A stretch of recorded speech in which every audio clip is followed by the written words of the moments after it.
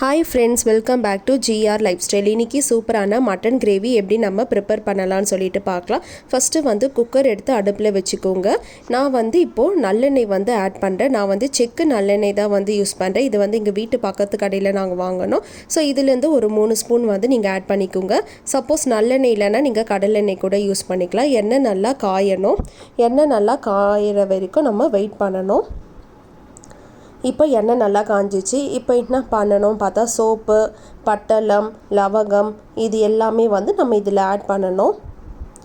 என்ன பிரியாணிக்கு பண்ணுற மாதிரி பண்ணுறோன்னு நினைக்காதீங்க. இது எல்லாமே வந்து உங்களுக்கு ஹோட்டல் டேஸ்ட் மாதிரி உங்களுக்கு தரும். அதனால தான் இது எல்லாமே வந்து நம்ம ஆட் பண்ணுறோம். அந்த இலை எல்லாமே வந்து நீங்கள் ஆட் பண்ணிக்கோங்க. இது எல்லாமே ஒரு மீடியம் ஃப்ளேம்லேயே வந்து வச்சுக்கோங்க. இப்போ நம்ம வந்து ஆஸ் யூஷுவல் வந்து வெங்காயம் வந்து ஆட் பண்ணிக்கலாம். சின்ன வெங்காயம் வந்து ஒரு 25 எடுத்துக்கின்னு எல்லாமே வந்து உரித்து வச்சுட்டு இப்போ நம்ம அது வந்து ஆட் பண்ணிக்கலாம். இப்போ நல்லா வந்து மிக்ஸ் பண்ணிக்கோங்க. சின்ன வெங்காயமும் நீங்கள் போட்டுக்கலாம், இல்லை பெரிய வெங்காயம் ரெண்டுமே கூட நீங்கள் யூஸ் பண்ணிக்கலாம். நான் இப்போ வந்து சின்ன வெங்காயம் வந்து ஆட் பண்ணிட்டேன். இப்போ வந்து ஒரு ஸ்பூன் வந்து இஞ்சி பூண்டு பேஸ்ட் வந்து ஆட் பண்ணிக்கோங்க. ஸ்டார்டிங்கில் இஞ்சி பூண்டு பேஸ்ட் வந்து நீங்கள் ஆட் பண்ணக்கூடாது. ஏன்னா எண்ணெயில் வந்து உங்களுக்கு ரொம்ப வந்து இழுத்துக்கும்.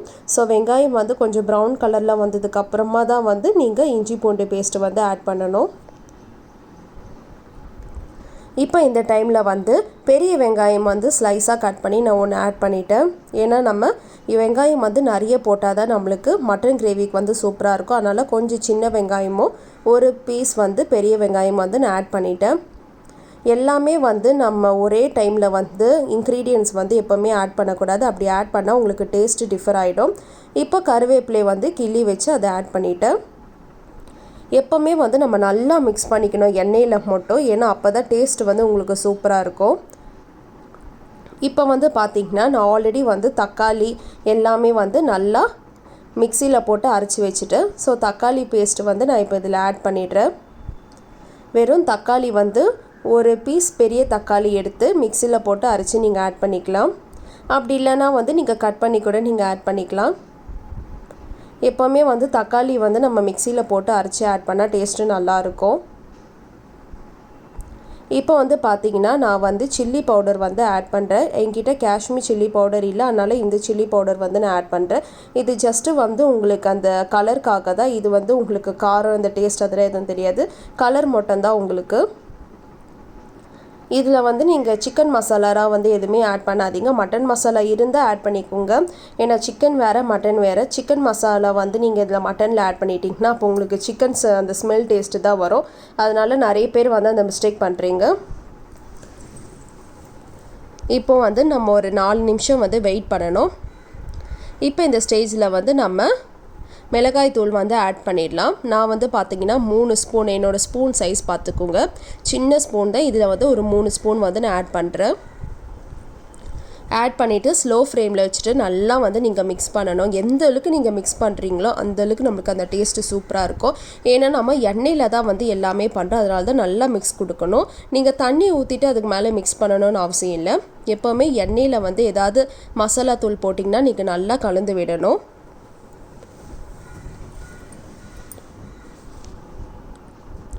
இப்போது வந்து 5 நிமிஷம் ஆயிடுச்சு. நம்ம வந்து மட்டன் வந்து ஆட் பண்ணிடலாம். நான் வந்து 1/2 கிலோ மட்டன் வந்து வாங்கினேன். இப்போ இந்த மட்டன் எல்லாமே வந்து நான் ஆட் பண்ணிடுறேன். நான் ஆல்ரெடி வந்து எல்லாமே வாஷ் பண்ணி க்ளீன் பண்ணி வச்சுட்டேன். இப்போ எல்லாமே வந்து நம்ம ஆட் பண்ணிடலாம். உடனே வந்து நம்ம தண்ணி மட்டும் ஆட் பண்ணிடக்கூடாது, நம்ம வெயிட் பண்ணணும். இப்போ 1/2 ஸ்பூன் வந்து மஞ்சள் தூள் வந்து நான் ஆட் பண்ணேன். நல்லா மிக்ஸ் பண்ணுங்கள். ஏன்னா நம்ம மட்டன்லேயே வந்து உங்களுக்கு தண்ணி வந்து வர ஆரம்பிச்சிடும் நம்ம மிக்ஸ் பண்ணும் போது.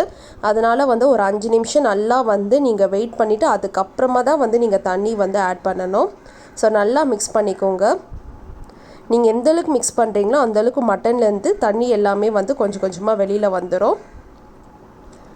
இப்போ 5 நிமிஷம் நல்லா ஆயிடுச்சு. இப்போ பாருங்கள், இப்போ தேவையான அளவு உப்பு வந்து பார்த்திங்கன்னா ஃபஸ்ட்டு நான் நார்மல் உப்பு வந்து ஒரு ஸ்பூன் போட்டுக்கிறேன். அதுக்கப்புறமா வந்து கல் உப்பு வந்து ஒரு 2 ஸ்பூன் வந்து ஆட் பண்ணிக்கிறேன். மட்டன் வந்து கொஞ்சம் நீங்கள் உப்பு 2-3 ஸ்பூன் போட்டால் தான் வந்து உங்களுக்கு அந்த டேஸ்ட்டு தெரியும்.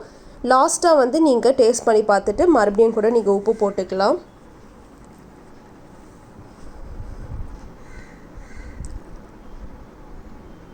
நல்லா மிக்ஸ் பண்ணிக்கோங்க. இப்போ பாருங்கள் கொஞ்சம் கொஞ்சமாக வந்து தண்ணி வர ஆரம்பிச்சிருச்சு. உங்களுக்கு நிறையலாம் வராது, கொஞ்சமாக தான் அது வந்து தண்ணி வரும் மட்டனில். இந்த ஸ்டேஜ் வர வரைக்கும் நம்ம வெயிட் பண்ணணும். அப்புறமா தான் வந்து நம்ம தண்ணி வந்து ஆட் பண்ணணும். நீங்கள் முன்னாடியே தண்ணி ஆட் பண்ணவே கூடாது. இப்போ நல்லா கலந்து விட்டுக்கோங்க. இப்போ நான் வந்து ஆல்ரெடி மிக்சியில் அரைச்ச பாருங்கள், அதுலேயே வந்து கொஞ்சம் பேஸ்ட் இருந்ததுன்னு சொல்லிவிட்டு அதில் தண்ணி வந்து ஆட் பண்ணிவிட்டேன்.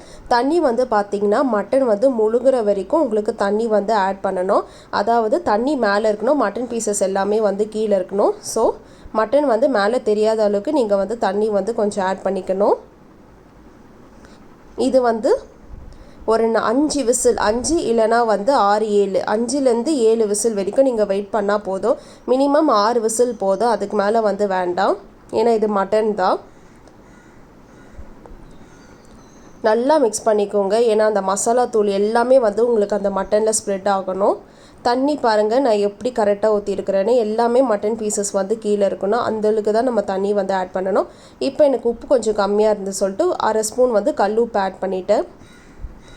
இப்போ வந்து என்னென்னா இந்த முந்திரி 5 முந்திரி வந்து எடுத்துக்கோங்க. அது வந்து மிக்சியில் போட்டு அரைச்சிட்டு நம்ம வந்து அந்த தண்ணி வந்து இதில் ஆட் பண்ணிட்டோம். முந்திரி வந்து ஜஸ்ட் ஆப்ஷன் தான். உங்கள்கிட்ட முந்திரி இல்லைன்னா லாஸ்ட்டாக வந்து நீங்கள் குக்கர் விசில் வச்சுட்டு அதுக்கப்புறமா வந்து தேங்காய் பால் வந்து நீங்கள் ஆட் பண்ணிக்கலாம்.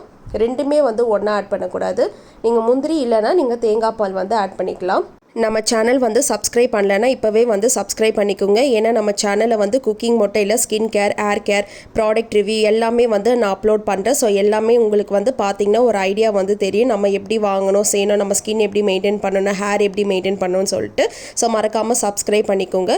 இப்போ குக்கர் வந்து நம்ம மூடி வச்சிடலாம். இது வந்து ஒரு 5லேருந்து 7 விசில் வந்து நம்ம வச்சா போதும். மினிமம் 6 விசில் போதும். அப்புறமா வந்து உங்களுக்கு சூப்பரான மட்டன் கிரேவி வந்து ரெடி ஆகிடும். இந்த வீடியோ பிடிச்சிருந்தால் லைக் பண்ணுங்கள், சப்ஸ்கிரைப் பண்ணுங்கள். இதே மாதிரி வந்து வீடியோஸ் நிறைய அப்லோட் பண்ணுறேன். உங்கள் வீட்லேயும் வந்து இதை ட்ரை பண்ணி பாருங்கள். மட்டன் கிரேவி சூப்பராக இருக்குது, எல்லாருக்குமே ரொம்ப பிடிக்கும். பாய்.